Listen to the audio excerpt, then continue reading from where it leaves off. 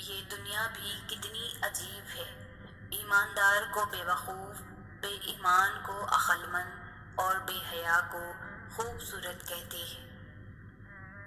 کسی کو تم دل سے چاہو اور وہ تمہاری قدر نہ کرے تو یہ اس کی بدقسمتی ہے، تمہاری نہیں۔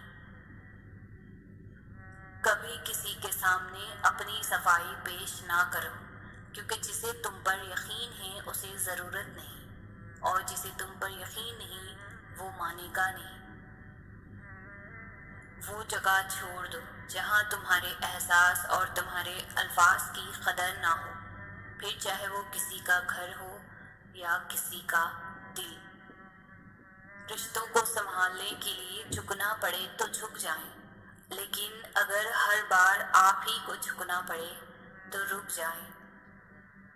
مصروف تو سبھی لوگ ہیں، کچھ تھک رہے ہیں اپنی آخرت بنانے کو اور کچھ تھک رہے ہیں اسے تباہ کرنے کو۔ جنت تو سبھی چاہتے ہیں، پر کچھ تھک رہے ہیں دنیا ہی جنت بنانے کو، اور کچھ تھک رہے ہیں حقیقی جنت پانے کو۔ دو مختلف انداز زندگی ہے، دو مختلف انجام ہیں۔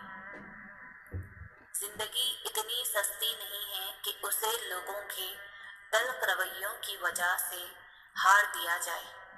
مسکرائیں کہ یہ زندگی صرف اس رب کی امانت ہے جس نے اس کائنات کی کسی شے کو بیکار نہیں بنایا۔ شکر ادا کریں کہ آپ سے محبت کرنے والا کوئی عام نہیں بلکہ اس کائنات کا رب ہے۔ ہمارے دنیا کے مسائل اتنے زیادہ نہیں ہیں جتنے طنز، سوال، دل دکھانے والے تبصرے ہیں۔ اگر صرف زبان روک لی جائے تو لوگوں کے دلوں کی تکالیف کم ہو جائیں گی اور بہت سے دلوں کو سکون ملے گا۔